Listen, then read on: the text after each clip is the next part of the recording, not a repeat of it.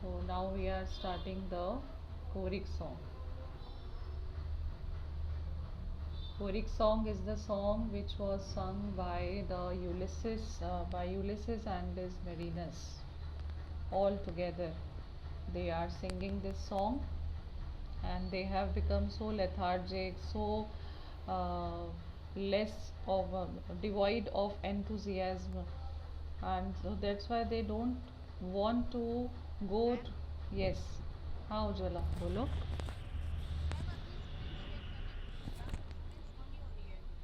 Screen share की थी मैंने अभी. अच्छा, मैं एक बार फिर से करती हूँ.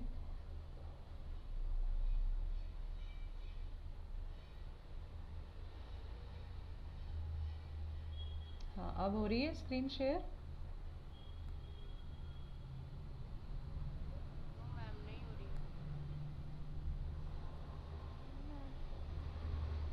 स्क्रीन शेयर नहीं हो रही है.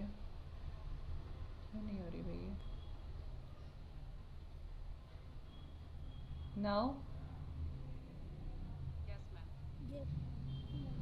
Okay.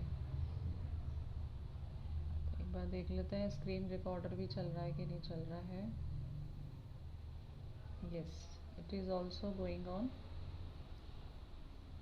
Yes, so this is the choric song. You can see on your screen.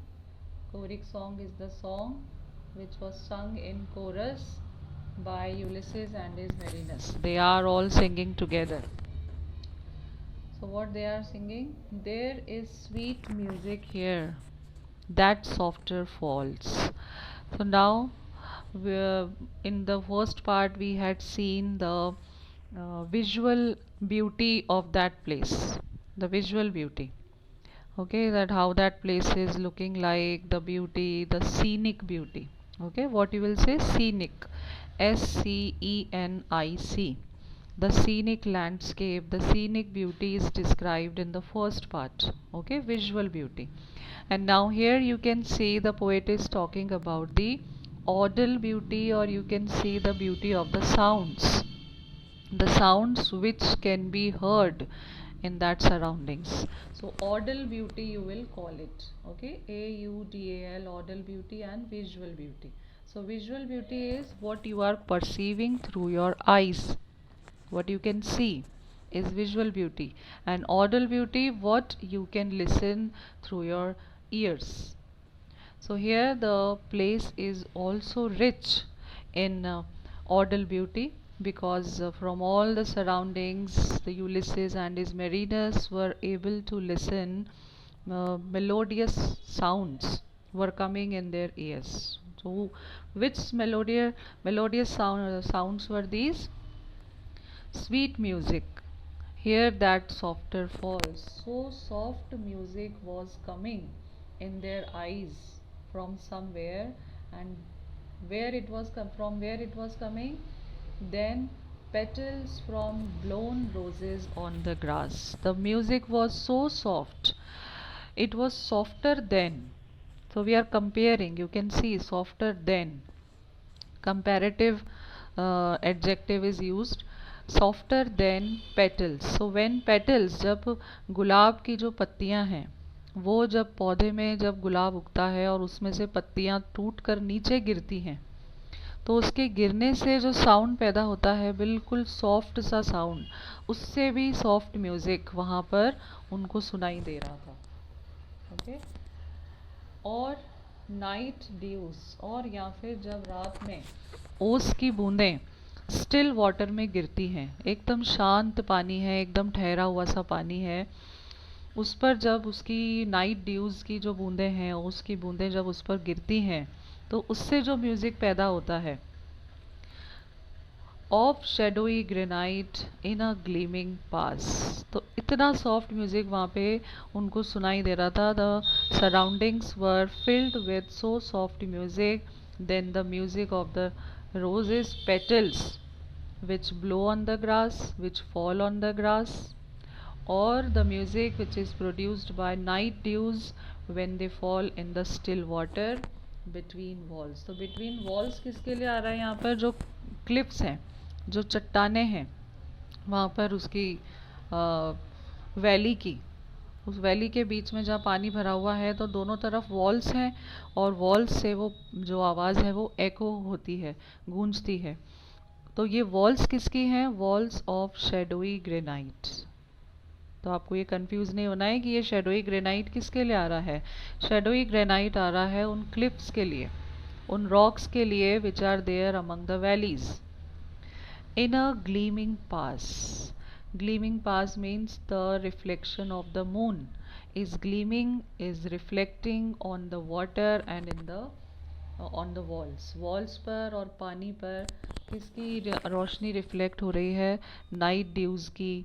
Night dues में, नाइट ड्यूज अपने आप तो चमकेंगे नहीं उस समय, तो या तो मून उनमें रिफ्लेक्ट होगा या सन रिफ्लेक्ट होगा। अगर दिन का समय है तो they will gleam with the sunlight, and if it is the time of night then they will gleam with the moonlight. तो ये बहुत सॉफ्ट म्यूज़िक यहाँ पर है, रोज़ के पेटल से भी सॉफ्ट, नाइट ड्यूज से भी soft. Music that gentlier on the spirit lies than tired eyelids upon tired eyes. So the music is so soft. जब हम थक जाते हैं बहुत ज़्यादा, और थकने के बाद में जब हमारी आईलिड्स, आईलिड्स यानी आपकी पलकें, जब आप अपनी आँखों पर रखते हैं यानी आँखों को बंद करते हैं अपनी आईलिड से, तो उससे जो म्यूज़िक होता है प्रोड्यूस, बिल्कुल सॉफ्ट म्यूज़िक, उससे भी कहीं ज़्यादा जेंटल स्पिरिचुअल म्यूज़िक वहाँ पर प्रोड्यूस हो रहा था। Music that brings sweet sleep down from the blissful skies. तो हम जैसे बच्चा जब सो रहा होता है तो उसको हम लोरी सुनाते हैं, और हम हमेशा लोरी में यही कहते हैं कि जो निंदिया रानी है वो ऊपर स्काईज में से, आसमान में से आएंगी और बच्चे को सुलाएंगी आके। तो ऐसा ही कहा जाता है कि sleep is like a goddess, और वो स्काईज में से, आसमान में से आती हैं। तो वही यहाँ पर ये कह रहे हैं कि इतना सॉफ्ट म्यूज़िक था, music that brings sweet sleep down, कि सबको नींद आ रही थी उस सॉफ्ट म्यूज़िक को सुनकर। इट वॉज, लोरी को क्या कहते हैं इंग्लिश में बताइए? आपने पढ़ा है ये last year? The music was more similar to, क्या कहेंगे हम लोरी को? जो नींद लेकर आती है, नींद लाने के लिए हम क्या सुनाते हैं? लोरी सुनाते हैं। तो लोरी को क्या कहते हैं?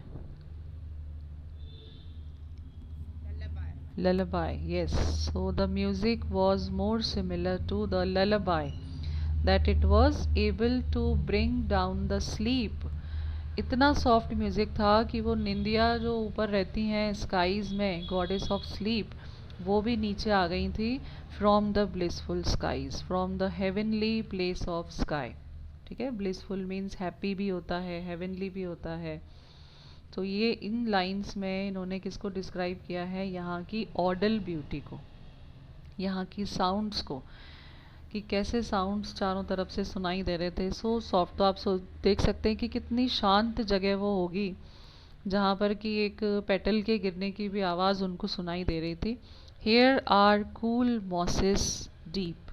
मॉसेस क्या होते हैं? नीचे की जो ग्रीनरी होती है, जो लॉन होता है, ग्रास होती है, उसके ऊपर काई आ जाती है नमी की वजह से, उसको कहा जाता है mosses. so that cool mossy lands were so deep and through the moss the ivies creep। तो नीचे जो ये लॉन है इसमें से कुछ लताएं, कुछ क्रीपर्स, कुछ बेलें पेड़ों के ऊपर चढ़ रही थी। एंड इन द स्ट्रीम, और जो पानी था, पानी की जो लहर थी, उसमें क्या था? The long levied flowers weep. जो लॉन्ग लीव्ड फ्लावर कौन सा है? लोटस, या लॉन्ग लीव्ड फ्लावर लोटस को कहा है कि जो लोटस प्लांट है उसकी जो पत्तियां हैं वो कैसी होती हैं? बहुत लंबी लंबी बड़ी बड़ी सी पत्तियां होती हैं। तो उस लॉन्ग लीव्ड फ्लावर्स का जो पोजीशन है वो कैसा है? नीचे स्टूपिंग, झुका हुआ। तो जैसे कि वो वीप कर रहा हो, जैसे वो रो रहा हो, तो ऐसे पत्तियां नीचे की तरफ गिरी हुई है उसकी। आपने देखा होगा, कई बार हम बनाते भी हैं, ड्राइंग स्केच बनाते हैं जब इसका, तो कई सारे जो बर्ड्स होती हैं, लोटस की बर्ड्स, उनको हम ऐसे झुका हुआ दिखाते हैं। तो उसी के लिए आ रहा है यहाँ पे। तो they're looking like the flower is weeping. And from the craggy ledge और जो क्रैगी लेज किसके लिए आ रहा है? The bottom of the rocks. Rocks का जो बॉटम है, बिल्कुल चट्टानों के नीचे वाला जो पार्ट है, वहाँ पर पॉपी हैंग्स इन स्लीप, यानी पॉपी फ्लावर भी है यहाँ पर। पॉपी तो आपको पता ही है, आपने लास्ट ईयर पढ़ा था, पॉपी प्लांट हम ओपियम को कहते हैं। ओके, ओपियम प्लांट भी है यहाँ पर, हैंग्स इन स्लीप। तो पॉपी तो होता ही इसीलिए ही है कि वो नशीला होता है, बहुत ज़्यादा नारकोटिक कैपेबिलिटीज़, क्वालिटीज़ उसके अंदर होती हैं। ठीक है, नारकोटिक क्वालिटीज़ होती हैं पॉपी फ्लावर के अंदर। So the each and every object of that surrounding is so sleepy, so intoxicating and full of delirium. Yes. Craggy means the rocky bottoms. Rocks जो चट्टाने हैं, उनका जो बॉटम पार्ट है, नीचे चट्टानों का जो बॉटम पार्ट है, उसके लिए यूज़ हो रहा है craggy ledge, the bottom part of the rocks. ये वाली लाइन एक बार फिर से एक्सप्लेन कर दीजिए। हाँ, करती हूँ मैं, 1 मिनट, 1 मिनट।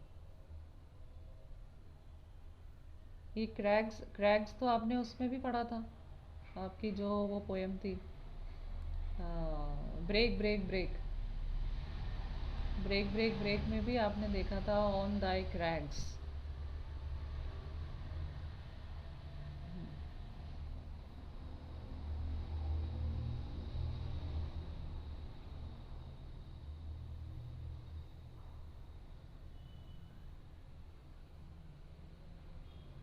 लेज,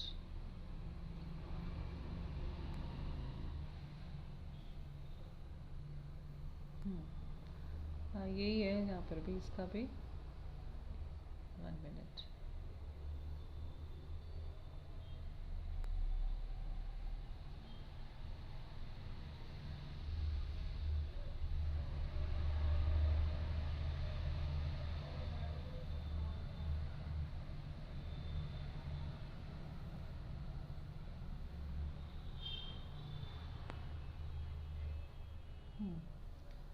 तो ये इसका भी, ये कोरिक सॉन्ग का भी आपके कुछ पार्ट्स दिए हुए हैं इसमें, फर्स्ट सेकंड। ये मेरे ख्याल से आपकी बुक में नहीं है इस तरीके से, ये जो उन्होंने फर्स्ट सेकंड थर्ड ये लिखा हुआ है ना, ये आपकी बुक में इस तरीके से नहीं है।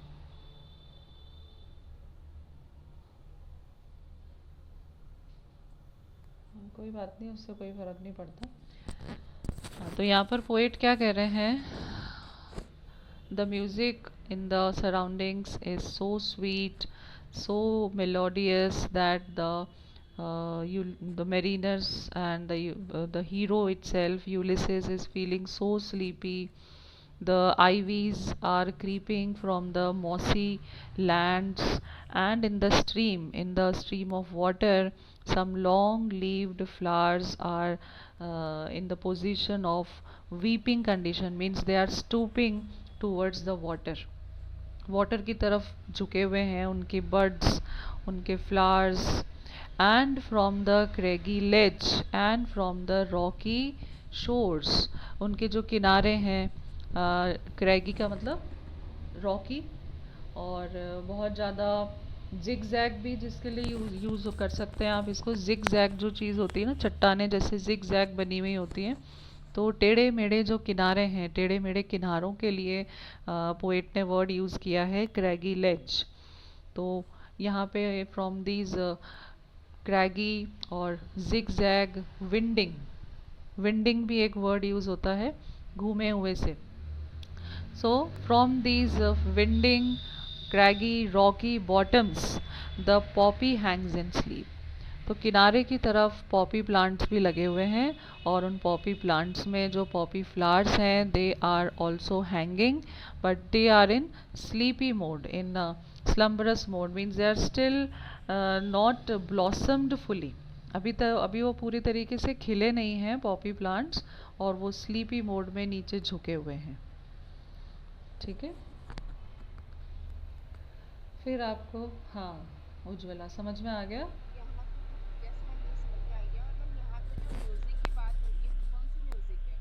ये म्यूज़िक आपको बताया ना कि जब उन्होंने जैसे ही प्लांट को खाया, तो प्लांट को खाने के बाद में ये लोग लेट गए, और लेटने के बाद में इनको म्यूज़िक सुनाई देने लगा कानों में। तो ये म्यूज़िक किसका था?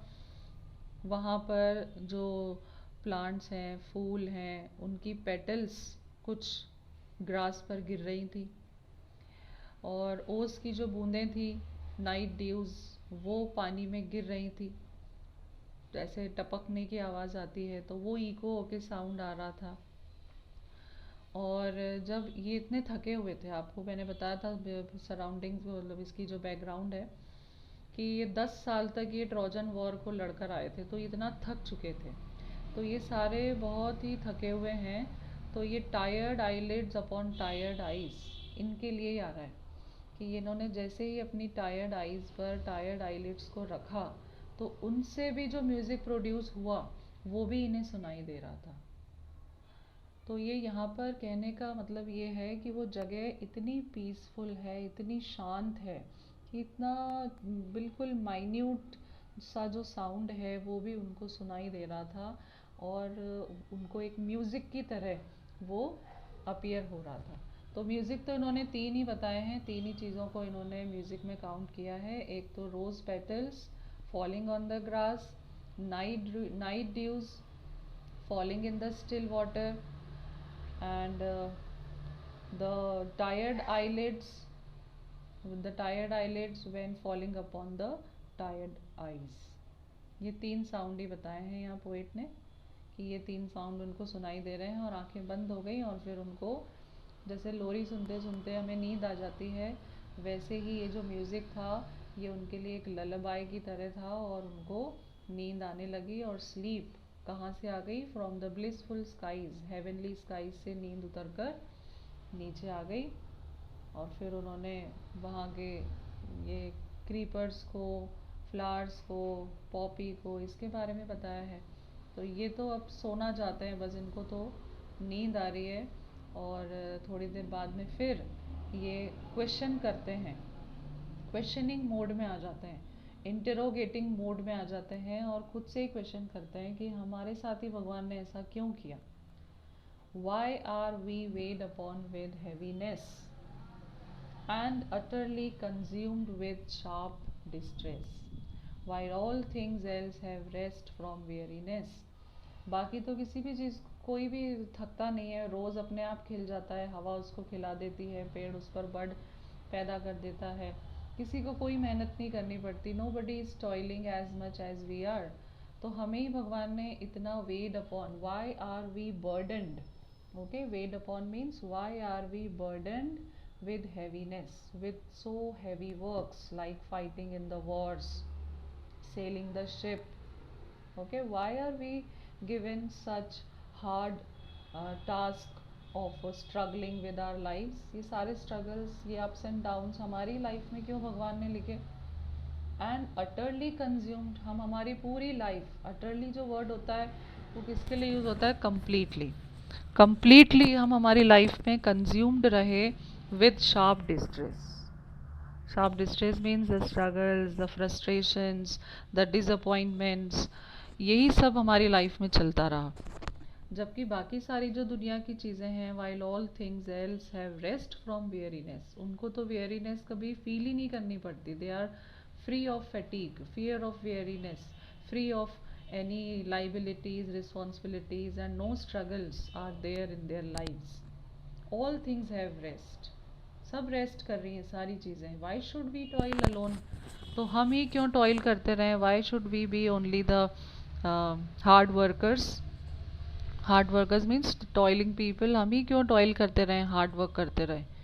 वी ओनली टॉयल, हम ही केवल टॉयल कर रहे हैं, मेहनत कर रहे हैं। Who are the first of things, first of things किसको कहा है यहाँ पर? फर्स्ट ऑफ थिंग्स से मतलब ये नहीं है कि भगवान ने सबसे पहले हमें बनाया। यहाँ पर फर्स्ट ऑफ थिंग्स से मतलब है कि हम जितने भी भगवान ने क्रीचर्स बनाए हैं उन सब में हम फर्स्ट रैंक पर हैं, हम सबसे ऊपर हैं, हम भगवान की सर्वश्रेष्ठ कृति हैं, हम उनका सुप्रीम क्रिएशन है। ठीक है, बोला गया 84 लाख, बोला गया है कि 84 लाख तरह की योनियाँ होती हैं, क्रीचर्स भगवान ने बनाए हैं, जिसमें से मनुष्य जन्म बहुत मुश्किल से मिलता है। तो ये जो मैन जो है इसको पूरी लाइफ टॉयल करना पड़ता है, लेकिन यही सुप्रीम क्रिएशन है गॉड का. Man is the first of things, means man is the supreme creation of God. तो यहाँ से हम करेंगे वी ओनली टॉयल. कल करेंगे हम यहाँ से we only toil who are the first of things. तो ये पहले वाली सारी चीज़ें आपको समझ में आ गई होंगी. Ujjwala, that part was clear to you? Yes, ma'am. Okay. तो मैं पहले तो ये रिकॉर्डिंग बंद करूँ.